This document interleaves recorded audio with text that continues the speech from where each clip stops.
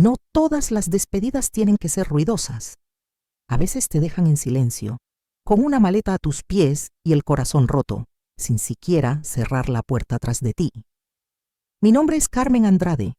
Tengo 79 años y durante décadas fui madre, esposa, abuela, hasta que un día, por culpa de mi propio hijo, dejé de ser nadie. No hubo insultos, solo decisiones firmadas a mis espaldas, papeles que me desterraban de mi propia casa y un asiento junto a la ventana que nunca pedí para mirar el mundo solo. Esta no es una historia de lástima. Esta es una historia de memoria, de lucha, de dignidad. Porque incluso cuando todo parece perdido, la verdad y la voz de una madre nunca envejecen. Y esta es mi voz, mi hijo amado, aquel que una vez tuve en mis brazos, crié con lo que no tenía, protegí con instinto de lince, un día me arrojó a un asilo de ancianos como si fuera un mueble viejo. Lo di todo y a cambio recibí el abandono más cruel que una madre podría recibir. Pero no te digo que llores. Os digo esto, incluso a los 79 años, cuando el mundo intente enterrarme vivo, la vida aún puede comenzar de nuevo. Pero primero dime, ¿de dónde eres? Bien, mira esta historia y deja un comentario, porque esta abuela quiere saber qué crees que pasará después. Si te ves reflejado en esta historia, dale me gusta, porque lo que viene a continuación, hijo mío, no te lo querrás perder. Soy Carmen Andrade, 79 años. Y si la vida me ha enseñado algo es esto: las traiciones más profundas no vienen de extraños, sino de las personas que más amamos. Era un martes normal. Estaba leyendo la Biblia cuando sonó el teléfono. Marcelo, mi hijo menor. Su voz era inusualmente suave. Mamá, te llevaré a un chequeo, es solo fisioterapia. Llegó rápido, el coche estaba limpio y olía fresco, tal como siempre había intentado impresionarme. Yo lo creí. Me quedé quieto en el coche con el corazón latiéndole con fuerza, sintiendo que algo andaba mal, hasta que nos detuvimos frente a la puerta oxidada. Lara Esperanza, un hombre demasiado bonito para el olor a abandono que me esperaba dentro. Ya no puedo vivir solo, dijo Marcelo y luego se retiró, dejándome con una pequeña maleta, unas pastillas y sin un abrazo de despedida. Me quedé allí, como si me hubieran conducido hasta allí, como si fuera un mueble viejo. La habitación tiene 2 camas y una pequeña puerta que no se puede abrir. Mi compañero de cuarto ni siquiera me miró. Me senté en silencio en el borde de la cama, mirando la maleta, y por primera vez me sentí realmente abandonada. Soy sastre desde hace 40 años. Construye tu propia casa ladrillo a ladrillo. Ahorra cada centavo para celebrar el cumpleaños de tu sobrino. Quedarme despierto toda la noche por la fiebre de mi hijo y arrodillarme para orar cada vez que la familia está en problemas. Pero ahora me he convertido en una carga. Una persona quedó atrás. En aquella habitación sofocante, cuando cerré los ojos, comprendí. Mi hijo me había desechado como quien desecha algo que ocupa demasiado espacio. Esa noche no comí. Giré mi cara hacia la pared y me quedé quieto como si ya no existiera. Esperé los pasos de Marcelo, pero nadie se dio vuelta.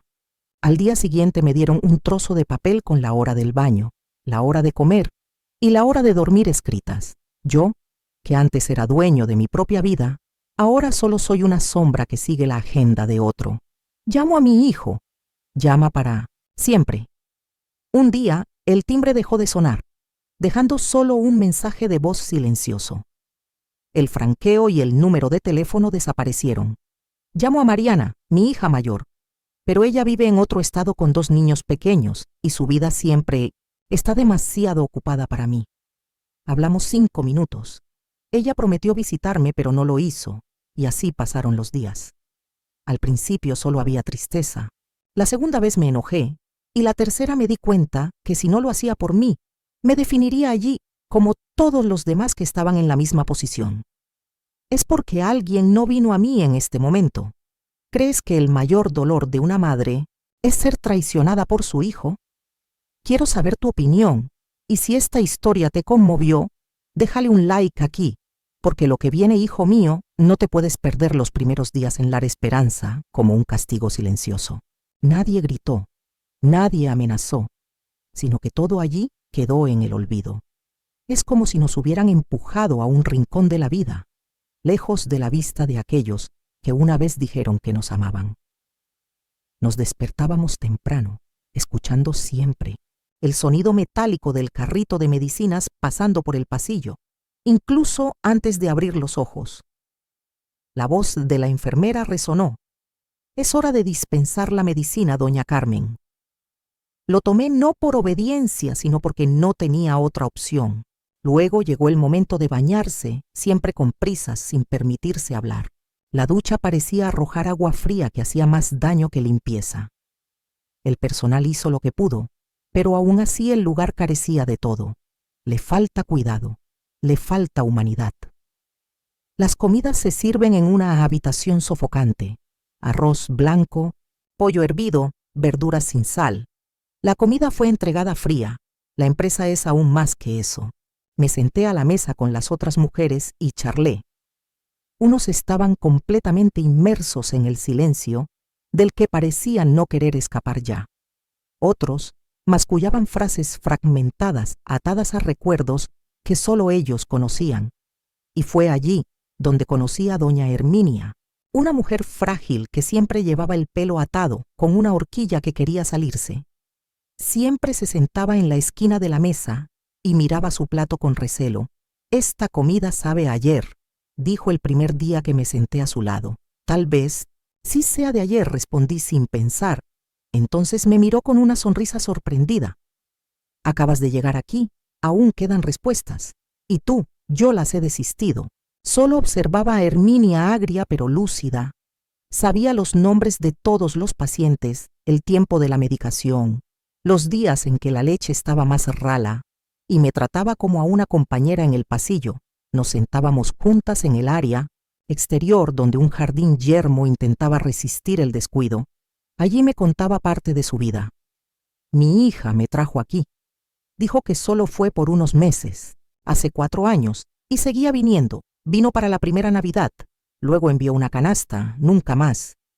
Yo seguía escuchando a Herminia hablar enojada pero aún contenida, pero podía decir que lo que más la pesaba no era el abandono, sino la culpa, de seguir amando a la persona que la había lastimado, y esa culpa la conocía bien en mi habitación. Mi compañera de cuarto era doña Lourdes, una mujer que dormía todo el día y se despertaba en la noche, llorando suavemente como si se disculpara por seguir existiendo. A veces la oía susurrar el nombre de Pedro Anamateus. Según la enfermera, eran los niños que no. Más por venir. Empecé a caminar por los pasillos del hogar de ancianos como si mapeara una tierra desconocida. Y todo lo que encontré fueron historias fragmentadas, voces cansadas, ojos. Todavía esperando. Una visita que nunca llegó. Un hombre llamado Álvaro anda con una radio a pilas pegada a la oreja. Era un hombre de pocas palabras, pero un día lluvioso se sentó a mi lado y me dijo: «La gente piensa que olvidamos, pero el recuerdo de la decepción es el recuerdo más vívido». Y eso se quedó conmigo. Intenté averiguar exactamente en qué momento Marcelo decidió que yo era una molestia. Ya sea cuando dejé de cocinar todos los días, o cuando comencé a olvidar los cumpleaños de mis nietos, o tal vez fue que el día que confié demasiado en él y firmé lo que me enviaba porque eso era lo que hacía. Yo estaba tan confiada que vino con esta forma de hablar: «Mamá, firma aquí, solo para garantizar tu seguridad».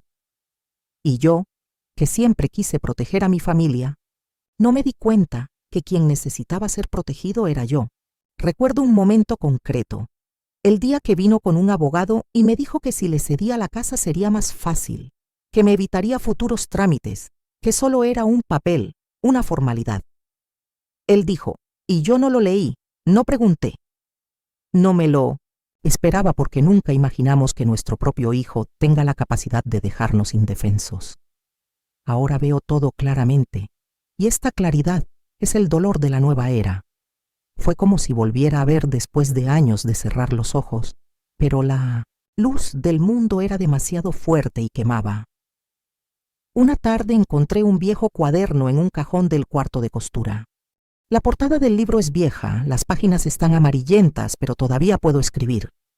Lo llevé al dormitorio, me senté en el borde de la cama y escribí en la primera página. Me tiraron aquí como si fuera una hoja seca, pero aún tenía raíces, y en ese momento entendí que si realmente quería sobrevivir, necesitaba hacer más que esperar la visita que nunca llegó. Necesitaba escucharme contar mi historia con mi propia voz antes de que se desvaneciera. Empecé a escribir todos los días. Le conté la casa en la que crecí, cómo conocí a mi marido, el hombre que me llamó Flor hasta su último aliento. La sensación de criar a 2 hijos sola, después de que la muerte se llevara a mi pareja y me dejara con deudas y recuerdos. Escribí sobre las noches que tuve fiebre, pero no pude descansar porque uno de los niños estaba enfermo. Sobre el pastel de zanahoria, que solo funcionó al tercer intento. Sobre las manos callosas cosiendo uniformes escolares, sobre la alegría de ver crecer a los niños y sobre el dolor de darme cuenta de que el amor no siempre es correspondido. Cada página era un ladrillo en el proceso de reconstruirme a mí misma. El personal de la casa comenzó a soltarme. Noté que una de ellas, llamada Bianca, me llamó al pasillo. Esa mujer siempre escribía, es poesía, es supervivencia. Sonrió. Y en esa sonrisa había algo diferente, respeto y tal vez admiración. Y entonces me di cuenta de que, incluso en este lugar que huele a fin, todavía hay espacio para un nuevo comienzo. Pero necesitaba más que eso. Necesitaba entender lo que me habían hecho.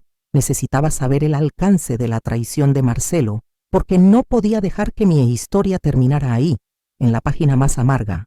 Y fue en ese momento que la vida cambió tanto que me trajo un nuevo personaje, una joven de ojos vivos que llegó para ser mi nueva asistente. Se llama Estela, pero mi hijo solo te lo diré en el siguiente capítulo. Ahora dime si crees que el silencio también puede ser una forma de violencia. Quiero saber tu opinión y si esta historia te afecta, deja un like para esta abuela aquí, porque lo que está por pasar mi hijo, no puede faltar el cuaderno que se ha convertido en mi refugio.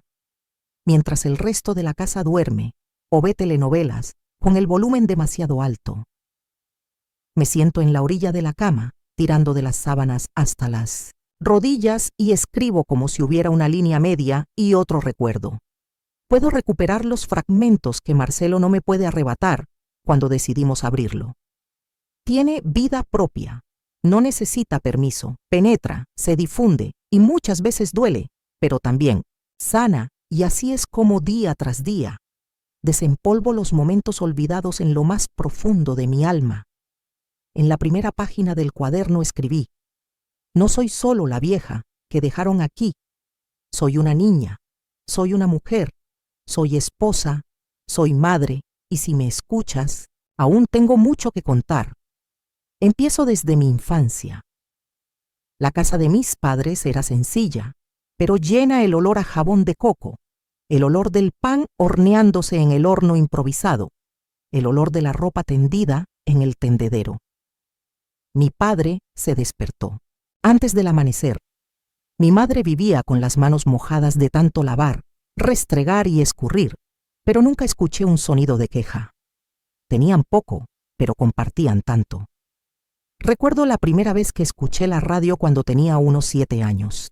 Mi abuelo puso el equipo sobre la mesa y todos guardaron silencio como si fuera una ceremonia. El locutor leyó las noticias con voz profunda y firme y pensé que ese hombre vivía dentro de la radio. Me fascinaba la idea de que había todo un mundo fuera de las paredes de mi casa. Cuando era joven descubrí la costura. La aprendí de una vecina, la señora Marieta, quien decía que la buena tela se reconocía al tacto y una mala puntada demostraba prisa. Pasé muchos años con la aguja. Del medio, mis dedos cosían para hacer vestidos de fiesta, con retazos de tela y mucha charla ociosa. Así fue como conocí a Raúl, mi esposo. Se presentó en la sastrería y me pidió que le remendara el dobladillo de sus pantalones. Ni siquiera pude ver bien su rostro, pero sí sus manos. Estábamos temblando y no era por los pantalones, sino por él. Él y yo nos casamos un año después. No tuvimos luna de miel, solo una hamaca en la esquina de la habitación donde dormimos durante semanas, hasta que pudimos permitirnos nuestra primera cama. Raúl es un hombre de pocas palabras, pero me mira como si lo estuviera diciendo todo. Me dio una flor por la mañana y un beso en la frente antes de ir a dormir. Fue él quien construyó conmigo la casa que hoy vendió Marcelo. Recuerdo el cumpleaños de Juan. El primer niño nació con un fuerte llanto y el ceño fruncido. Entonces apareció Marcelo, muy tranquilo. Siempre parecía observador, como si hubiera nacido sabiendo demasiado. Entonces lo encontré hermoso. Hoy veo que tal vez aquello fue solo la primera señal. Los recuerdos vuelven a inundarme. Escribí sobre cumpleaños con pan de maíz y velas curvas. Sobre la Navidad, cuando espontáneamente regalamos cosas de la feria. Sobre las veces que Raúl llegó a casa con los zapatos rotos, pero con una brillante sonrisa en su rostro debido al descuento del mercurio. También escribo sobre la pérdida. El día que Raúl se fue después de un incidente desgarrador en su cama de hospital. El silencio de las máquinas. Y luego el silencio fue aún más fuerte cuando llegué a casa y él ya no estaba. Los niños lloraron allí durante 2 días y luego volvieron a su rutina normal. No he pasado meses durmiendo en el sofá, oliendo su aroma en la almohada que me negué a lavar. Marcelo cambió después de la muerte de su padre. Se volvió más frío. Dijo que necesitaba ser un hombre de familia. Empezó a tomar decisiones sin consultarme. Mamá no entiende estas cosas. Él lo dijo, y yo lo acepté porque pensé que era un gesto de cariño. Hoy lo veo como control. Recuerdo el día que me llevó al banco a firmar unos papeles que no leí. Dijo que era para mi bien. Si algo te sucede, todo quedará a mi nombre, pero hay una cláusula de uso de por vida. Él me lo explicó, y yo firmé. Recuerdo el día que dejó de llamarme anciana y empezó a llamarme su responsabilidad. Recuerdo el día que me di cuenta de que ya no me veía como su madre. Él me ve como una carga. Las noches en el asilo de ancianos eran más largas que cualquier noche de mi vida. El tiempo allí no existe en reloj. Sigue el abandono, y el abandono tiene un ritmo brutal. Algunos residentes, como doña Herminia, no pueden dormir. Solo esperaban el amanecer con los ojos abiertos, mirando al techo como si allí existiera alguna explicación. Otros, como Álvaro, duermen sentados por miedo a que cuando se vayan a dormir no vuelvan a despertar nunca más. Estela, la nueva asistente, empezó a fijarse en mi cuaderno. Un día ella apareció por mi casa mientras yo estaba escribiendo en el jardín. «Señora, escribo mucho. Escribo para no olvidarme de quién soy». Ella sonrió. ¿Alguna vez has pensado en publicar este artículo? Publícalo, así quién escuchará a una anciana abandonada en un asilo por su propio hijo. Más gente de la que puedas imaginar. Hay muchas mujeres que viven en silencio. Pensando que era la única si contaba su historia, ella puede liberar a otros. Lo tengo presente. Estela empieza a visitarme más seguido, me trae papeles y crayones nuevos. Dice que le enseñó mi cuaderno. A una amiga que trabaja en un grupo de apoyo para ancianos abandonados, se emocionaron mucho. Doña Carmen me dice que quieren conocerte por primera vez en mucho tiempo. Siento algo diferente, la conexión. Alguien quiere escucharme no por obligación, sino por genuina preocupación. Esa noche escribí más de una página. No me llames pobre. Soy una mujer que ha vivido y todavía tiene algo por lo que vivir. Y si me dejaran hablar, probablemente haría más ruido del que mucha gente sigue gritando. Ahí fuera el cuaderno ya está medio lleno, y ahí, entre las viejas historias, se descubren nuevos dolores y un nuevo hilo de esperanza. Empiezo a hacer planes, no sé todavía cómo ni cuándo, pero de una cosa estoy segura, me levantaré y cuando eso pase, no será solo por mí, sino será por todos aquellos como yo, que han sido puestos en un rincón del mundo con la excusa de que ya han vivido suficiente vida. Mi hijo no tiene fecha de caducidad. ¿Quién te dice que este es alguien que antes se llamaba una sobra, pero ya aprendió que la dignidad no muere con la edad? ¿Pero qué pasa después? Ay, ¿qué pasa después de eso? Ni te lo imaginas. Ahora dime, ¿tú crees que una mujer, aún al final de su vida, aún se puede reinventar? Quiero saber tu opinión. Y si esta historia te conmueve, déjale un like a esta abuelita de aquí, porque ¿qué pasa después de mi hijo? No se puede. La perdida de Estela tiene una forma de comportarse diferente a los demás empleados. Ella no es solo joven, ella es muy atenta. Ella caminaba lentamente. Ella escucha con los ojos. Ella no fingió tener prisa cuando habló. Dejó su teléfono celular a un lado mientras escuchaba. Ella no interrumpe la conversación con consejos ya preparados. Ella es el tipo de persona que podemos sentir incluso en silencio.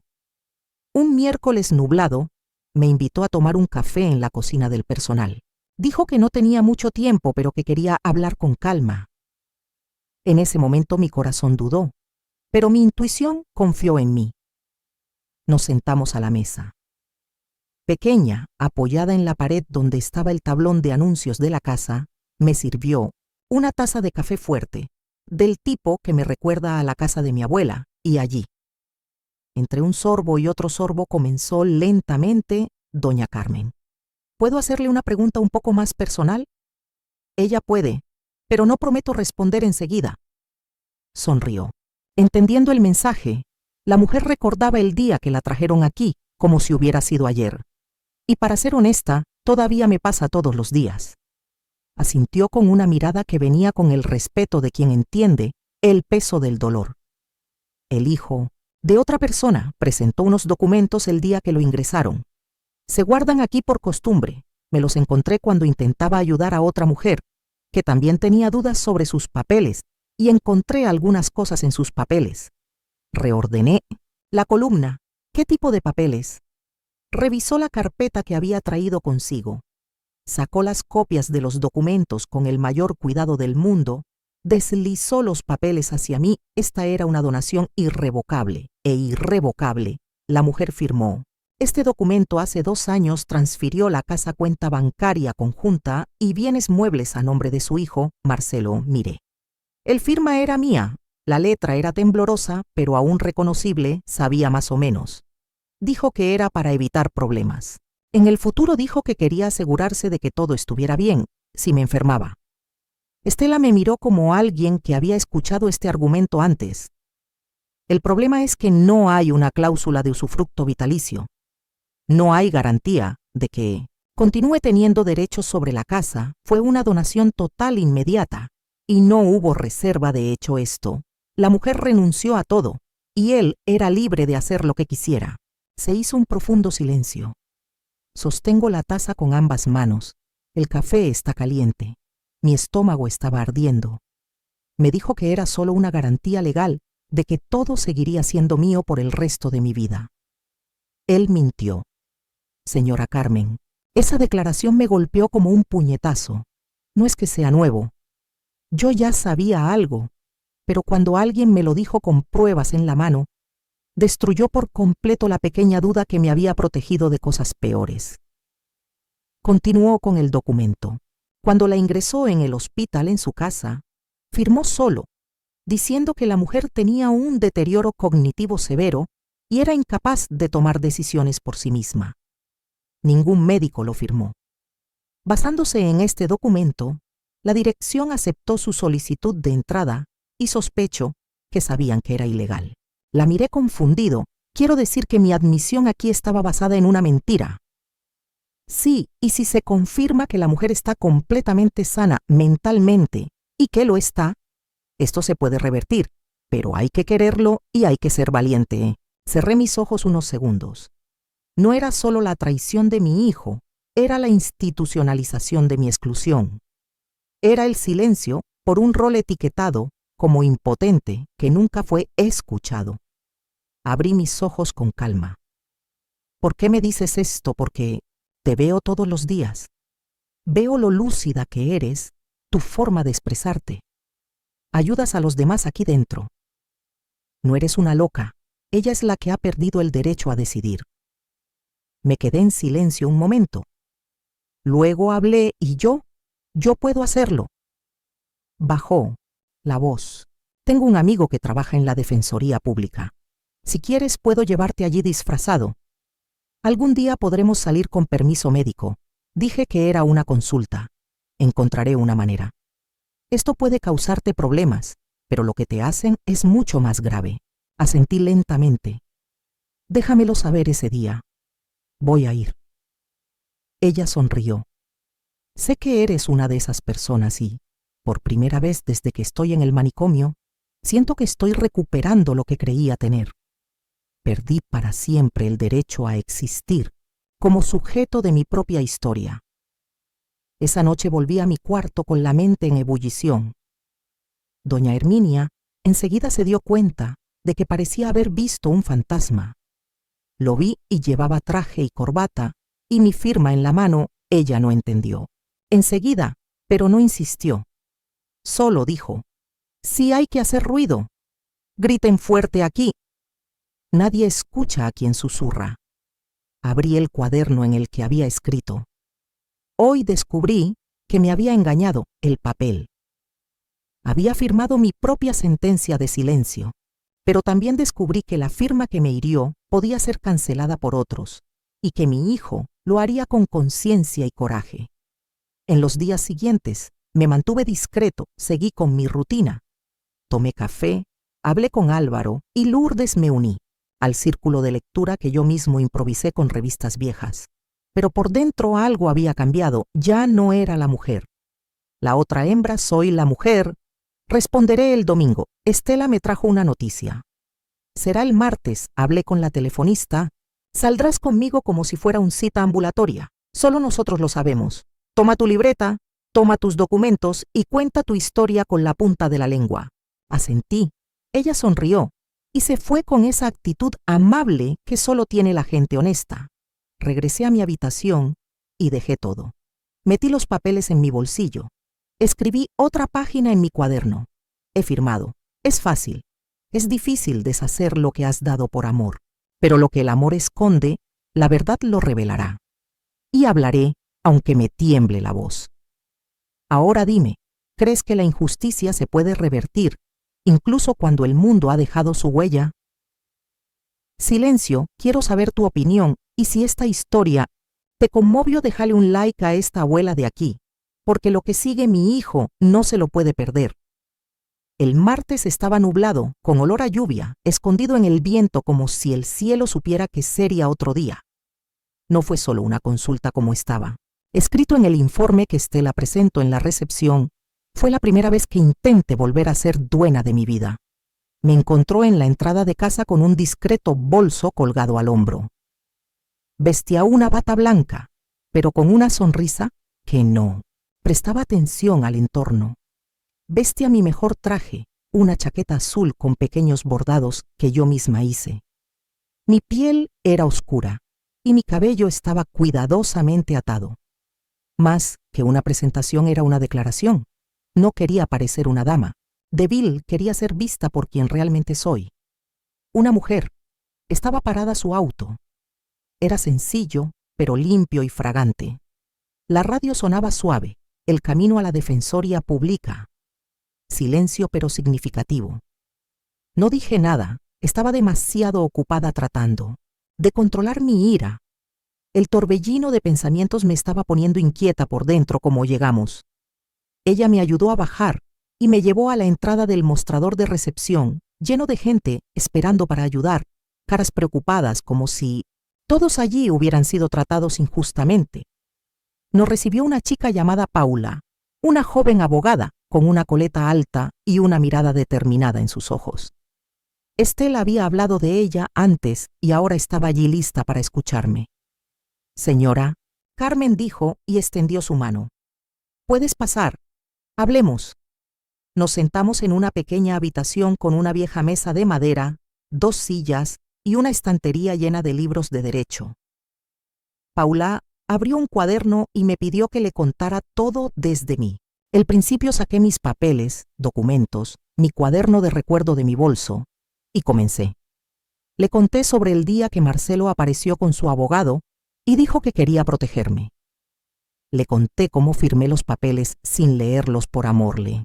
Dije que escuchó sobre la casa que construí con Raúl y ahora ya no está. Le conté sobre la cuenta conjunta, la desaparición de la pensión, el ingreso repentino al asilo de ancianos, la forma en que nunca regresó.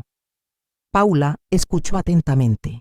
Anotando cada detalle, cuando terminé, respiró hondo. Esta mujer fue víctima de un tipo de violencia muy común, violenta y además, pero una fuerte esperanza para quien actúa mientras espera.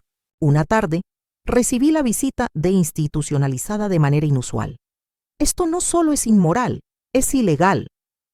Asentí lentamente, pero eso se puede deshacer. Me miró seriamente. Intentémoslo, será un proceso largo, pero todo empieza con tu declaración y con un informe médico que demuestre tu plena capacidad mental al momento de firmar, o al menos ahora este informe puede anular el argumento. Lo internaron en un asilo de ancianos. Si logramos que el resto siguiera esta discreta sonrisa, sé que un geriatra puede ayudar.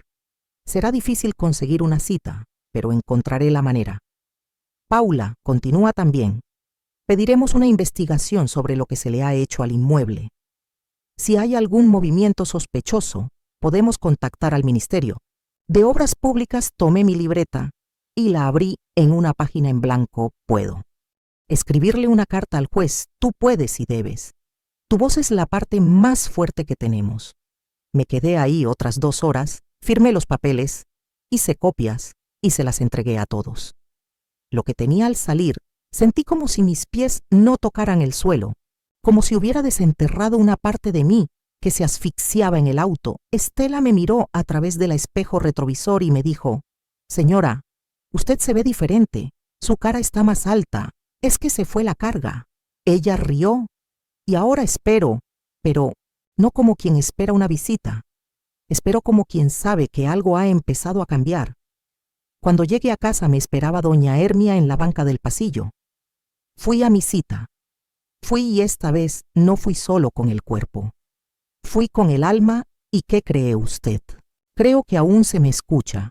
Me miró con admiración. Hará ruido, ¿eh? Que haga mejor ruido que el silencio absoluto. Los días siguientes continué con mi rutina, pero ahora cada paso era más constante. Seguí escribiendo, pero en un tono diferente. No es solo memoria, es planificación. Comencé a hacer listas de personas que quería evaluar, cosas que quería hacer y cartas que necesitaba escribir. No es una lista de sueños, es una lista de cosas por hacer. Estela me dijo que el geriatra vendría a la casa el sábado, fingiendo ser parte del programa de evaluación. Para que nadie sospechara, cuando ella llegó, sentí frío en mis manos, pero respiré profundo. La consulta se hizo con preguntas, dibujos, frases para repetir todo. Lo respondí con calma y precisión. Finalmente me miró y dijo: «Doña Carmen, su mente es más aguda que la de muchos jóvenes que veo. Siempre tuve miedo de volverme loco. Ahora lo que temía era no ser escuchado nunca más». Me apretó la mano fuerte. Ella sería escuchada yo mismo. Insistí en firmar aquí el informe con el documento en la mano. Estela le llevó todo a Paula. Unos días después, recibimos la confirmación de que se abriría el proceso. Marcelo sería informado y yo oficialmente volvería a existir como ciudadano, ya no una persona abandonada. La noche que recibí la noticia, me senté en el jardín con Álvaro y Lourdes me enfrentaría a mi propio hijo. Me pidió que enfrentara en lo que se había convertido y no en lo que yo había creado. Y si venía, pues que viniera. La puerta estaba abierta, pero ahora soy yo el que tiene la llave. Se ríen y yo también. Por primera vez la risa no es amarga. Al día siguiente escribo otra página en el cuaderno de hoy. Mi justicia empieza con una pluma y un sí. Me dije sí a mí misma, sí a la verdad, sí al coraje, y si este proceso me toma tiempo, paciencia, noches de insomnio, entonces peor que perderlo. Todo es aceptarlo en silencio y cierro la libreta con la certeza de quien, después de mucho tiempo, ya no escribe para recordar lo que ha perdido, sino para marcar lo que aún puede recuperar. Ahora dime, ¿tú crees que una mujer puede recuperar todo? lo que verdaderamente le fue arrebatado cuando el tiempo parece estar en su contra. Quiero saber tu opinión, y si esta historia te inspira, déjale un like aquí, porque lo siguiente. Hijo mío, no te lo puedes perder la sorpresa más grande de la vida. Mi vida después de la traición de Marcelo fue descubrir que dentro de ese lugar gris, donde los días parecían malas copias unos de otros, había un tipo de amor que nunca antes había experimentado. Amor entre los olvidados. El amor entre los que se quedan no es amor de sangre, sino amor realizado, sentimientos nacidos desde la perspectiva de alguien que entiende el dolor que siente el otro, porque lo carga también después de que se abre el proceso. Y Estela me dice que el juez ha ordenado una investigación completa. Algo dentro de mí se libera, ya no miedo, sino urgencia. Camino por el pasillo con más determinación. Me siento en el círculo de conversación y cambio de tema. Empiezo a notar personas con las que antes solo me encontraba en el camino de la cafetería al aula.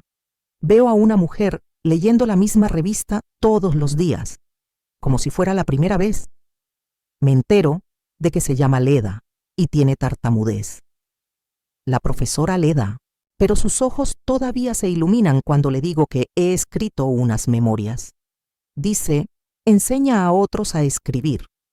También si aprenden a contar su propia historia, nadie más la contará por ellos. Eso me dio un destello de luz. Llegué a Estela. ¿Crees que podría organizar un grupo de escritura aquí? Se rió. He estado esperando que me preguntaras sobre esto desde el día que encontré el cuaderno en tu regazo. Hablaste con la directora, pediste permiso y así nació el círculo de la voz. Un pequeño grupo de 6 mujeres y 2 hombres que se reunían todos los jueves por la tarde en la antigua sala de fisioterapia en la primera reunión. Traje papeles y bolígrafos. La mayoría nunca había escrito nada más que una lista de compras. Pero eso no importaba. Lo que importaba era que se rompiera el silencio. Empecé sugiriendo algo sencillo. Escribe tu nombre en la parte superior de la página de abajo. Una respuesta a la pregunta, ¿quién eres? Pero una persona mayor. Lourdes escribió, soy madre de 4 nietos y todavía sueño con una taza de café en la playa. Álvaro escribió, soy un ex trabajador ferroviario. Soy amante de la música clásica y tengo más deseos que ropa. Herminia no escribió, pero dijo, soy la mujer que todavía sabe elegir su bufanda. Esa tarde fue la primera tarde en mucho tiempo que la casa parecía un lugar para vivir, y a partir de entonces nació una nueva costumbre. Empezaron a buscarme en el pasillo. Doña Carmen, te puedo mostrar. Lo que escribí, puedes revisar mi texto. Creo que mi historia es tonta, pero quería contártela. De todos modos, nada es tonto, todo es humano. Incluso el personal empezó a respetarme de manera diferente. Dejaron de tratar a los internos como si fueran niños, empezaron a preguntar cómo les gustaba el café ajustando sus almohadas con más cuidado, llamándolos por su nombre en lugar del número de habitación. Paula, la abogada de la Defensoría Pública, me llamó el sábado. El proceso está avanzando. El juez ha otorgado permiso para romper el secreto bancario. Tenemos suficientes pruebas de que su hijo ha malversado activos. Ahora estamos trabajando en una solicitud para cancelar la donación de la casa. Hay una posibilidad real de que todo se anule y él ha sido citado.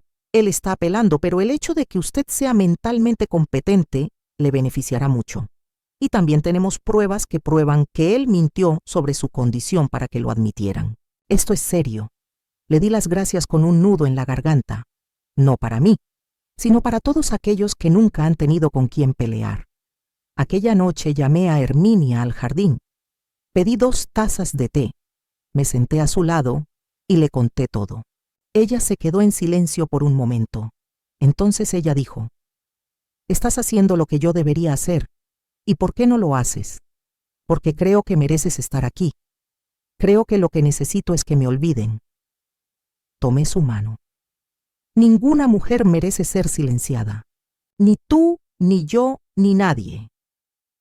Ella no respondió, pero al día siguiente apareció nuevamente en la sala de escritura con un trozo de papel en la mano. Escribí: «Es feo, pero es mío». Lo leí en voz alta. Yo soy Herminia. Nací en 1942. Soy madre, costurera, esposa y cocinera. Actualmente vivo en Lar Esperanza. Pero quiero que me recuerden como alguien que tuvo el coraje de hablar cuando la gente ya no esperaba que dijera nada más. Lloro.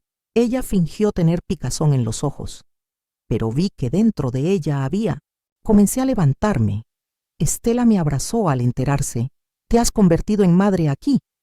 Solo te pago porque me devolvieron la voz». Poco a poco, las familias comenzaron a aparecer nuevamente. Los niños que no venían desde hacía meses comenzaron a visitarme. Uno o varios dijeron que me extrañaban, pero yo sabía que era más una pena que otra cosa. La gerencia comenzó a invertir en pequeñas remodelaciones, repintaron las paredes, mejoraron la comida, pusieron cortinas nuevas. Todo sucedió lento pero realista. Y en medio de tanto dolor nació una sorpresa: la esperanza. No, la esperanza es una tontería para quien espera milagros. Mariana, mi hija. Ella vino con un paquete en la mano. «Mamá, no sé. Te juro que no sé qué hace Marcelo. Estoy demasiado ocupado con la vida, con los niños y el trabajo. Confié en él y hablé con esa mujer. Me quedé en silencio y escuché. Leí sobre su proceso en internet. Apareció un artículo en la página web del ayuntamiento y lloré mucho. Estoy muy avergonzado».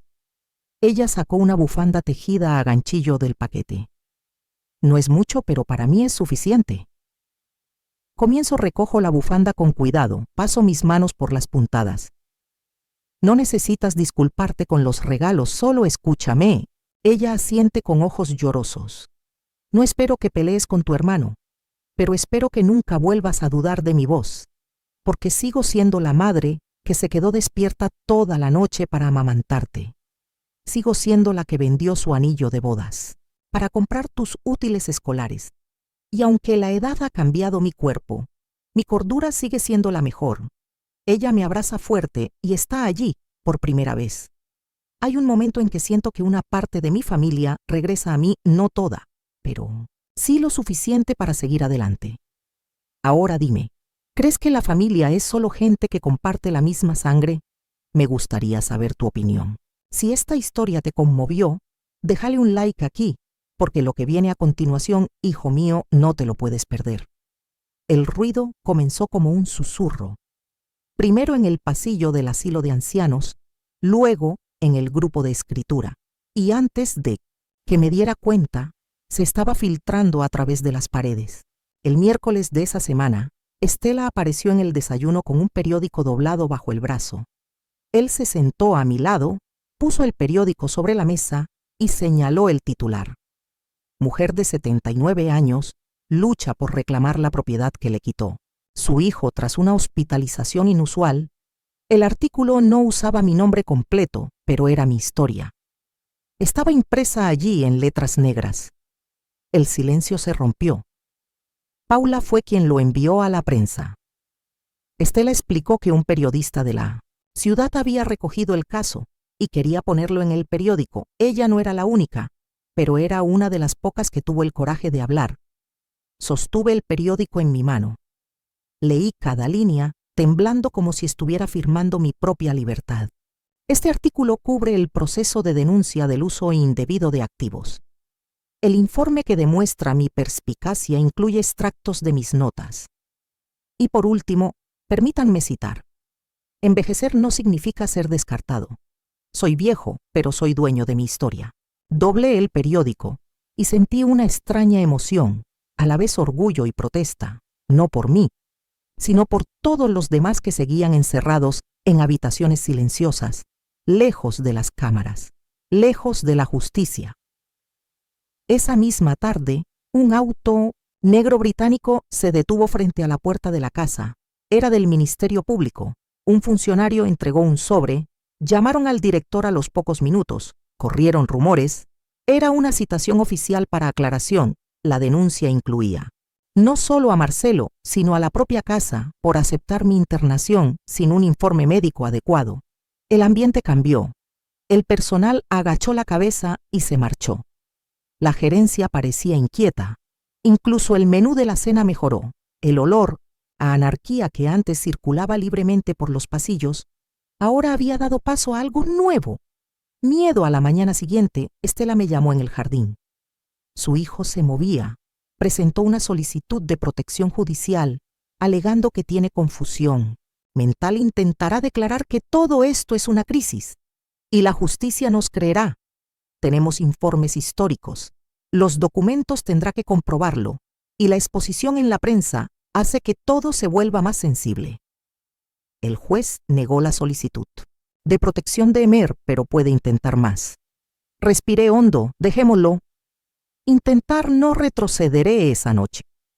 Recibí la visita de Paula, el defensor público. Trajo el expediente en mano y el tenso. Al mirar su rostro, descubrimos transacciones financieras sospechosas. Marcelo había transferido más de 30.000 de la cuenta conjunta a una cuenta a nombre de su esposa. Justo una semana antes de ser hospitalizado, también vendió la casa por mucho menos del precio de mercado, y el comprador era un conocido de la familia. Esto es un delito y está bajo investigación. Así que ella abrió el archivo y me mostró los números de los documentos, fechas, nombres, todo. No pude ver cuando firmé esos papeles, porque estaba tan confiado. El siguiente paso era presentar una solicitud para cancelar la donación de la casa. Él señaló que estaba abierto a esto, y si se prueba el fraude, podría ser procesado, podría ser arrestado. Esa declaración se pesó en el aire. Pensé en el pequeño Marcelo, corriendo descalzo por la habitación. Pensé en las veces que lloró porque la pelota cayó en el techo. Pensé en mí misma arrodillada en el suelo, cosiendo el dobladillo de sus pantalones para que se viera bien. El primer día de clases, la madre. Dentro de mí todavía se resistía a la idea del castigo, pero la mujer herida sabía que necesitaba responder qué pasaría si la casa vuelve a mí. Tú decides qué hacer. Puedes vivir allí, vender, donar. No importa. ¿Qué lo que importa es que te devuelvan tus derechos? Yo me quedo callada. ¿Qué quieres hacer? Quiero vivir lo que me negaron. No por dinero, sino por dignidad. Paula asintió. Así que eso es lo que vamos a tener el domingo. El asilo recibió a un grupo de reporteros. Vinieron con cámara, micrófono y muchas preguntas. Algunos residentes se escondieron, otros querían aparecer. La joven periodista se sentó conmigo en el jardín. Ella empezó con preguntas sobre el proceso, pero al final me gusta escribir. Todavía escribes todos los días. Escribir es como respirar. Si paro me asfixiaré. Puedo leer. Le di un trozo de papel con un nuevo mensaje. Ella lo leyó en silencio. Por último dijo: debería publicar este artículo. Tiene poder, tiene vida. La vida es lo que queda cuando todos nuestros intentos de quitárnosla fracasan. El informe se emitió el martes. Tenía miedo de las consecuencias, pero lo que ocurrió fue inesperado. El correo empezó a llegar. Correo electrónico. Notas de personas que nunca he conocido. Una mujer escribió: soy hija de una mujer que vivió en silencio tras ser abandonada. En un hogar hoy por tu culpa decidió ir allá y abrazarla. Otro dijo que su hijo también intentó quitarle todo, pero ver tu fuerza le dio el coraje para reaccionar. Dentro del hogar de ancianos se desarrolló el grupo de escritura. Teníamos más ropa de cama, más espacio, incluso sillas nuevas. Y en una de las reuniones, Lourdes, que apenas hablaba, leyó en voz alta un texto titulado Es. Su voz regresó y empezó él. Era Lourdes, se borró, se silenció. Pero hoy por Carmen descubrió que aún podía ser recordado, aún podía ser escuchado, y el amor propio es más fuerte que cualquier abandono. Sus ojos se iluminaron, y mis ojos húmedos no pudieron ocultar la emoción. Tarde, una tarde. Recibí una visita sorpresa. El director del hogar me llamó a su oficina. Doña Carmen le pidieron que estuviera en el salón principal. Esta era una visita. Fui allí con el corazón apesadumbrado. Cuando entré, allí era Marcelo, cabello fino, aspecto triste. Yo llevaba la camisa que me regalé. Hace años, me quedé allí como si aún tuviera algo de autoridad. Vine a hablar de todo esto, del proceso, del prensa, ya sabes.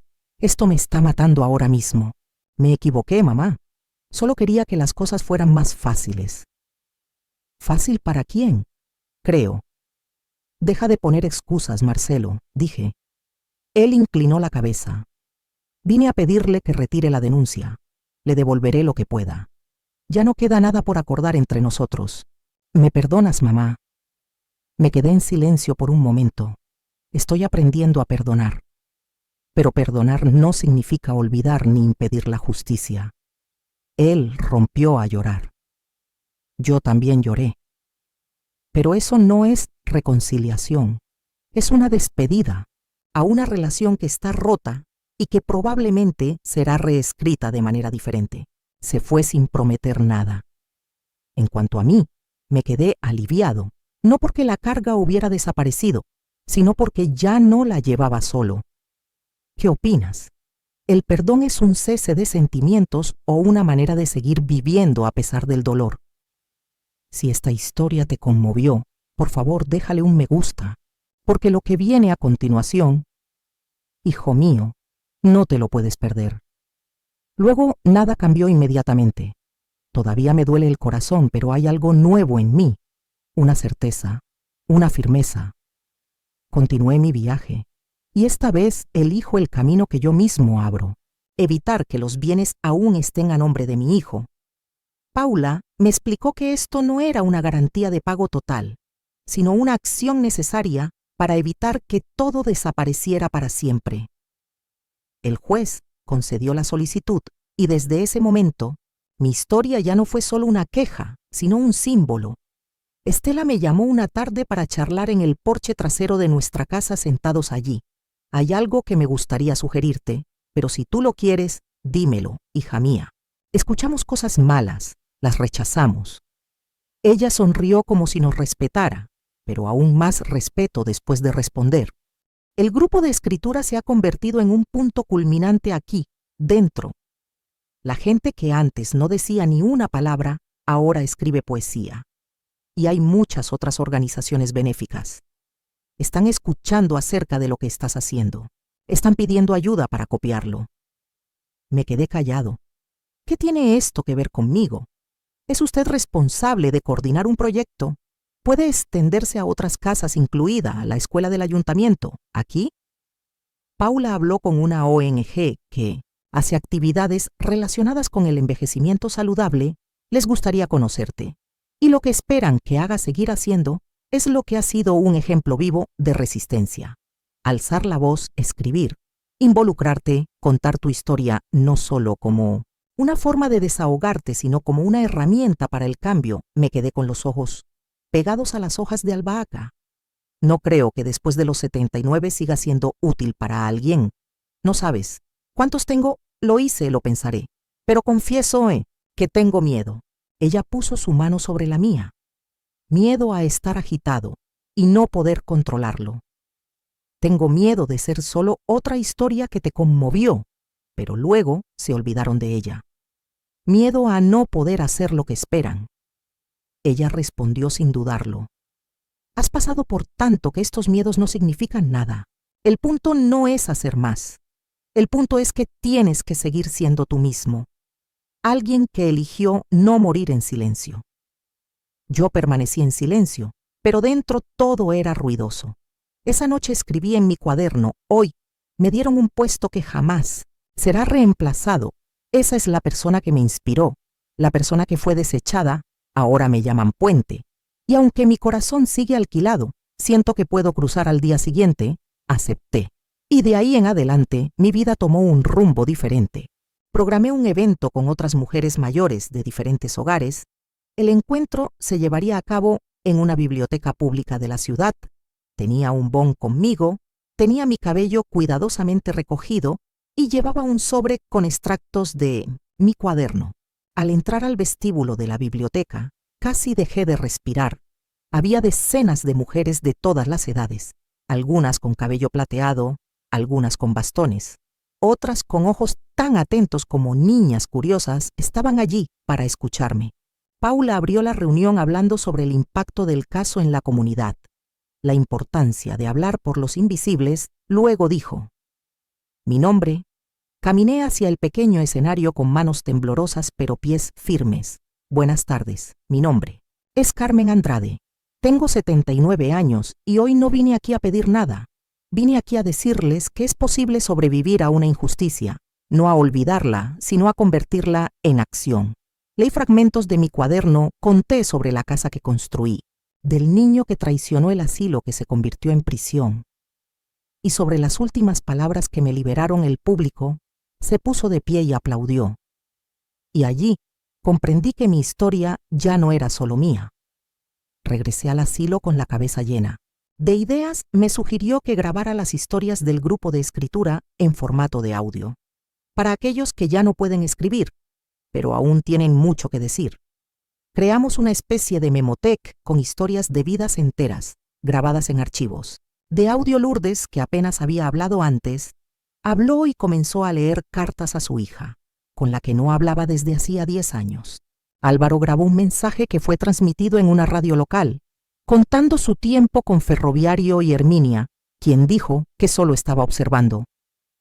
Escribió su primera crónica, titulada Las ventanas no se abren.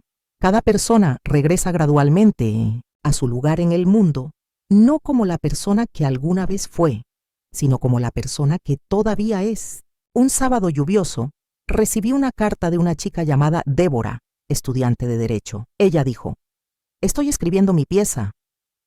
Conclusión: sobre la violencia doméstica contra los ancianos, inspirado en tu historia. No me conoces, pero me has enseñado más que cualquier maestro. He mantenido la carta en mi mano durante mucho tiempo. La niña tenía razón. Mi historia puede que no haya cambiado el mundo, pero cambió todo su mundo y tal vez eso fue suficiente. Entonces, Paula me llamó. Teníamos una fecha. El juez fijó una audiencia final para decidir sobre la anulación y la devolución del patrimonio. Y él estaría presente, Marcelo y su abogado, pero no se preocuparían. Estaremos contigo. Cerré los ojos. El momento había llegado, pero ahora era diferente a la primera vez que fui al hospital psiquiátrico. No estaba sola, tenía mi historia, tenía mi voz, tenía una nueva familia de personas que no eran mi sangre, pero me devolvieron la vida y sobre todo tenía algo que ningún documento podría quitarme: mi dignidad. Ahora dime, ¿crees que la dignidad se puede salvar incluso cuando todo parece perdido? No quiero saber tu opinión. Y si esta historia te conmovió, deja un me gusta para esta historia. Ella está aquí para lo que vendrá después. Su hijo no puede perderse el día del juicio hasta que el cielo esté despejado. Pero mi corazón está pesado. Dormí muy poco el día anterior. Las horas pasaban lentamente, como si el tiempo mismo fuera incierto de lo que vendría. Me desperté temprano. Me duché. Tranquilamente, me puse mi mejor blusa blanca, pantalones azul oscuro y un collar que solía pertenecer a mi madre. Era como si hubiera traído a todas las mujeres que vinieron antes que yo. Estela me recibió. En el mostrador de recepción, sostenía una carpeta con documentos del caso en la mano y una mirada. El guardia nos subimos al auto sin decir una palabra. Cada uno de nosotros estaba inmerso en sus propios preparativos. Paula nos esperaba frente al tribunal. Cuando me vio, caminó hacia mí con firmeza. Estaba lista, yo estaba vivo, eso era suficiente para mí. Sonrió, entramos por la puerta lateral, por donde usualmente caminaban los abogados y las partes interesadas. El edificio estaba frío y lleno de ruido, pero yo caminaba con la espalda recta sin vergüenza de lo que había pasado. Esa vergüenza no era mía. En la sala de espera me senté frente a una alta puerta de madera adentro. El juez esperaba al otro lado de la sala. Aparece Marcelo. Parecía triste y tenso. A su lado, el abogado barajaba papeles con mirada impaciente en el rostro. Nuestras miradas se cruzaron por un breve instante. Él se agachó. Paula me tocó el hombro. Está a punto de comenzar. Hemos sido llamados. La sala del tribunal es grande pero sencilla. Una mesa larga en el medio. El juez se sitúa en la cima. Sillas a ambos lados. Marcelo a un lado. Estoy en el otro lado. Paula se sentó a mi lado. Estela se sentó atrás como observadora. El juez era un hombre de unos 60 años. Llevaba gafas oscuras y tenía una expresión seria. Comenzó leyendo el expediente y luego llamó a testigos. Estela fue la primera en testificar. La señora Carmen fue ingresada en el hospital sin examen médico. Ella demostró total sobriedad desde el primer día que la conocí. Hablamos todos los días. Ella organizó grupos de escritura. Ella participa en las actividades claramente. Ella hizo la conexión. Nunca he notado ningún signo de impotencia. El juez tomó notas. El abogado defensor de Marcelo intentó desacreditar a la mujer. Ella es asistente de enfermería. No tiene formación en psicología ni neurología, pero tengo ojos y conciencia y capacidad de ver humanidad, donde mucha gente solo ve números. El juez agradeció al segundo testigo, que era el geriatra que redactó. El informe del paciente demuestra excelente cognición, respondió. A estímulos recuerdo fechas, realizo cálculos simples, pronuncio oraciones complejas, no mostro signos de demencia ni ninguna limitación, justificando la hospitalización obligatoria. Marcelo pareció encogerse en su silla. Era mi turno, me levanté y caminé lentamente hasta la silla designada. El juez me preguntó si quería decir la verdad. No solo quería, sino que esperaba el accedio. Doña Carmen, ella confirmó que había firmado los documentos, entregando bienes y activos firme que sí porque creía en mi hijo. Creía que me estaba protegiendo, no sabía que en ese papel había entregado todo, y sobre la hospitalización ella lo supo. No me dijeron que era una consulta médica. Cuando me di cuenta, me llevaron a una pequeña habitación con una maleta y ninguna explicación porque ella pensó que él lo hizo porque me quiso callar, porque vio en mí un peso y porque creyó que no tendría fuerzas para reaccionar. Y lo que tú sientes hoy, siento que he sobrevivido, siento que me han desgarrado de mi casa, de mi nombre, de mi autonomía, pero también siento que sigo vivo y que esta vida todavía me pertenece. Hubo un breve silencio en la sala del juez, volviéndose hacia Marcelo. ¿Tiene algo que decir? Dudó y luego dijo, no soy un monstruo, pensé que hice lo mejor. Mi madre vive sola, está siendo descuidada, es peligroso para ella. Pensé que estaba resolviendo un problema y vendiendo la casa y transfiriendo el dinero a tu cuenta. Inclinó la cabeza. Cometí un error. Dejé que mi ambición hablara. Pero lamento que tu arrepentimiento no compense la pérdida, respondió el juez. El juez pidió unos minutos más. Salió de la sala cuando regresó. Dictó sentencia provisional considerando los hechos presentados, considerando el informe, documentos y testimonios. Declaró nula y sin valor la acción tomada por la senadora Carmen contra el senador Marcelo Ordeno, la devolución de la casa a su nombre, así como la apertura de una investigación para indagar el uso indebido de activos y error ideológico. En cuanto a la detención, el juicio penal continuará por su cuenta. La audiencia ha terminado. Me levanté de la silla con las piernas temblorosas. Paula me apretó la mano. Estela me abrazó. Yo no lloro. Estoy seco, cualquiera que acaba de cruzar un desierto en el camino. Marcelo me detuvo en el pasillo. ¡Mamá! Lo miré por un segundo.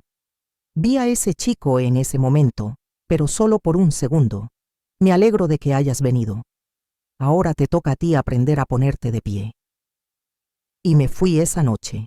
Regresé al hospital psiquiátrico. El grupo de escritura me estaba esperando con carteles hechos en casa y papeles de colores, mensajes de apoyo. Lourdes me envió una nota, si ganas, ganas todos. Me senté con ellos y les conté todo. No como quien se jacta del trofeo, sino como quien anuncia que por fin se había abierto el camino. En los siguientes días recibí propuestas. La ONG me invitó a participar en la campaña nacional contra la violencia hacia las personas mayores. La alcaldía brindó apoyo logístico para que el círculo de voces se pudiera replicar en otras casas. Rechacé la atención, acepté las acciones. Pedí que parte del dinero recuperado al regresar a la casa fuera donado en forma de libros, papel y bolígrafos a las instalaciones donde funcionará el grupo. Esta historia no puede ser solo mía, debe ser nuestra. Lo escribí en mi cuaderno. Comencé a realizar talleres fuera de la casa. Fui a la estación de radio local y di una entrevista. Lo dije en la radio. Hay tantas mujeres silenciosas atrapadas en cuerpos envejecidos y en un mundo que ha decidido que no importan. Pero he aprendido que nadie puede quitarte las ganas de vivir. Hijo, no se puede destruir. Y cuando me preguntaron si todavía vivía en un asilo de ancianos, dije, no vivo allí.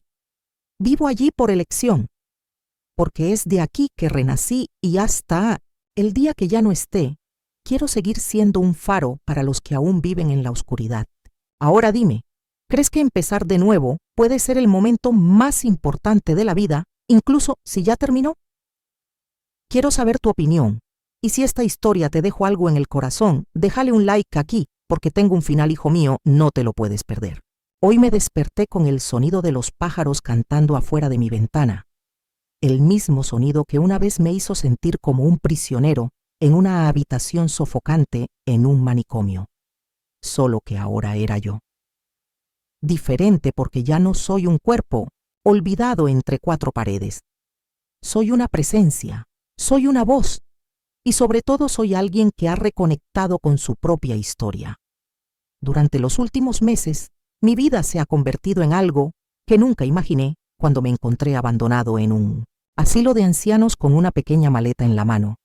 La mujer que entró allí en silencio ya no es la que todavía camina por estos pasillos, con la cabeza en alto y su cuaderno siempre apretado contra su pecho. La decisión del juez es solo una, parte del camino de la justicia. El papeleo me ha devuelto la casa y el dinero que casi me quitan. Pero la mayor justicia pertenece a alguien más. La justicia sucede cuando te miras al espejo y ya no te ves como víctima, sino como sobreviviente. Con el apoyo de la ONG Defensoría del Pueblo y las mujeres del grupo de escritura, comencé a convertir mi historia en una herramienta. Hoy el Círculo de Voces existe en 7 organizaciones, que son hogares de ancianos, centros comunitarios, grupos de barrio donde personas como yo, que hemos sido silenciadas por años, estamos redescubriendo el poder de las palabras. Cada encuentro es un acto de resistencia, cada página es un llanto suave, y cada nueva historia que surge de estas manos arrugadas es un recordatorio de que la vida no termina mientras alguien esté dispuesto a contar lo que ha pasado. El otro día, en uno de estos talleres, una señora de 92 años me llamó a la esquina del salón. Querida Carmen, nunca te conté lo que viví en mi primer matrimonio. Me golpearon durante 20 años. Yo creí que era normal. Solo cuando escribí, me di cuenta que era un delito y no amor. Ella lloró y yo lloré con ella, porque no hay mayor cura que nombrar tu dolor en otra visita al asilo. Dentro, una mujer llamada Dalva sostuvo mi rostro entre sus manos y dijo, pensé que mi historia era inútil, pero ahora sé que tiene un propósito, me libera, y respondí, todos tenemos un propósito, es solo que el mundo tarda un poco en escucharnos. Con el dinero que recaudé, restauré la vieja casa, no para volver a vivir allí, sino para convertirla en un centro cultural, un espacio de lectura, escritura y socialización para mujeres mayores. Yo la llamo la Casa de las Voces. No se permiten asientos orientados hacia adelante, solo hay un círculo porque no hay nadie arriba ni abajo. Todos están con Paula y asistió a la inauguración. Mariana también vino más con sus nietos, con el corazón más presente. Yo no pedí esto ni lo exigí, pero lo recibí como quien acepta. La lluvia después de la sequía, con silencioso agradecimiento, Marcelo no volvió a aparecer. Me enteré por los abogados que está bajo proceso penal. Está reaccionando en libertad. El juez ha permitido bloquear nuevos intentos de traslado del inmueble. No sé qué siente ni quiere saber. El perdón, en mi caso, es aflojar el nudo que me ataba a él y lo hice. Entonces, ¿qué hará con sus propios pecados? No es asunto mío. El otro día Álvaro me dio un sobre. Quiero que lo leas cuando estés. Sola lo abrí. Al regresar a la habitación, era un poema escrito a mano, se llamaba su nombre. Es su dignidad. Venía con el rostro encorvado, su pequeño caminar. Sus palabras se ahogaban, pero en el silencio del otoño descubrió su propia altura, y con el tiempo se devolvió a sí misma lo que había sido privada de su plenitud. Guardé el papel cuidadosamente, lo doblé en 4 partes y las escribí en mi cuaderno. No como un recuerdo, sino como una semilla. Ahora escribo más que nunca, pero no solo sobre el pasado. Escribo cartas a mujeres que aún no han nacido, cartas a niñas que podrían crecer y escuchar, que envejecer es el final. Quiero que sepan que a veces no es, sino solo el principio. Le escribo a Carmen 40, que cree que la maternidad es autodestrucción, a la de 50 años, que nunca se ha comprado nada, porque los hijos son lo primero, a la de 60 años, que se mira al espejo y solo ve arrugas sin darse cuenta de la fuerza oculta en cada persona. Y escribo principalmente a Carmen 79, que está casi enterrada viva dentro de un asilo de ancianos. Volviste y fuiste sola. Yo misma el otro día me invitaron a hablar en una universidad. Estudiantes de Derecho y estudiantes de Psicología de Servicio se reunieron para escucharme. Me senté en una silla en medio del auditorio con un micrófono en la mano, rodeada de ojos jóvenes y atentos. Dijeron que era una referencia. Dije que solo era una mujer cansada, que decidió no aceptar más, que no era especial. Dije que simplemente me negaba a terminar con mi vida donde otros decidieron que había perdido casi todo. Pero luego entendí. La dignidad no es algo que se pueda regalar, vender o firmar en una notaría. La dignidad es el nombre que te das cuando el mundo intenta borrarte del mapa. Ese día, cuando la joven levantó la mano y me preguntó cómo me definía, le dije: soy una mujer que ha aprendido a levantarse de los escombros creados por sus seres queridos. Y vi en sus ojos, los de los que podrían haber sido mis nietos, lágrimas brillando. Mi historia ya no es mía.